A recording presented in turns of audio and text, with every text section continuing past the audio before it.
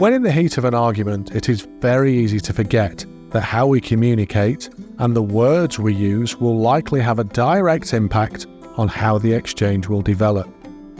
If we use aggressive, sharp tones and language that seems to attack the other person's actions, we're adding fuel to the fire, and this will likely escalate the argument. A great technique to create a calmer, more measured conversation is to use the you and I statement technique. When sharing a concern with your partner or co-parent, instead of saying, "You never tell me when you're going to be late," which will often cause the other parent to become defensive, begin your sentence with I. For example, "I feel hurt when you don't tell me you'll be late." With this sentence, we show that we're taking responsibility for our own emotions, rather than blaming.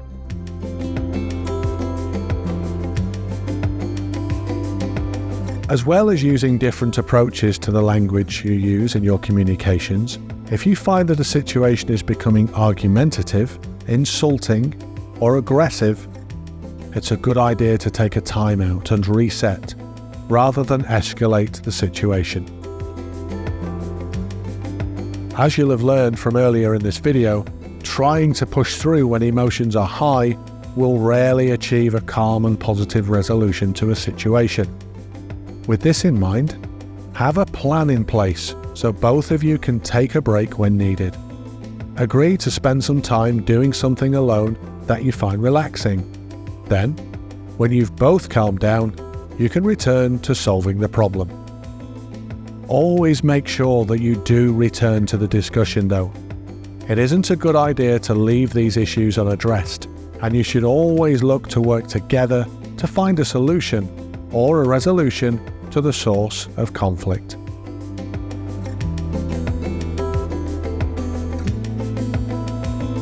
Disagreement is a normal part of a relationship.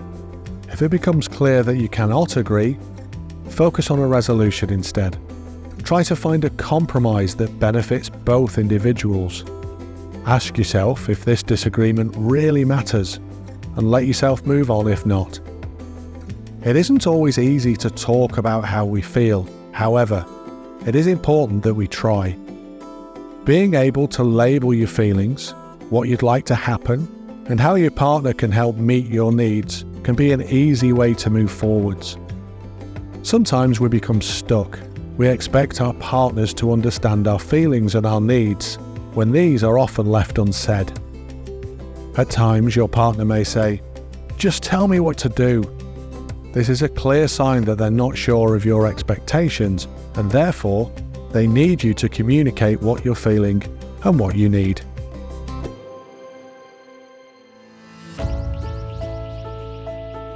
At the start of this workshop, we identified that conflict resolution and dealing with arguments can affect any relationships and family groups. But if you find yourself in a co-parenting situation following a breakup, and you are struggling to deal with continued conflict and arguments due to rising resentment, it's important that you always try to overcome any built-up resentment and focus on creating a more positive future rather than dwelling on the past. Where possible, find a way to make shared decisions about parenting.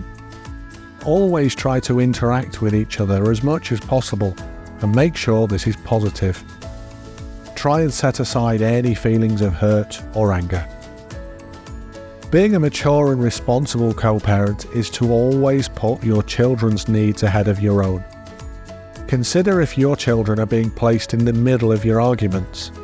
Remember, no matter how insignificant you may feel your actions are, they can be damaging to any children involved in a conflict situation.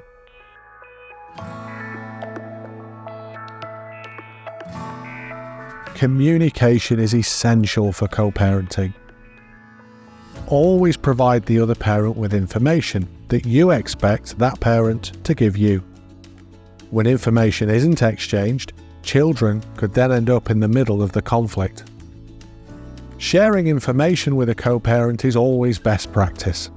If you're unable to communicate, look for friends and family that could help with this. so communication can continue. And always remember, keep your focus. What is it you're looking for out of the conversation? Keep it cool. Breathe. Think about your children. Try to use I statements, labeling your feelings rather than using blaming language. Use an appropriate method: email, text message, telephone calls. Be respectful. No name calling, no nicknames, no abusive language. Don't ask the children to share messages between you both. Remember that your children love you both, and that's okay.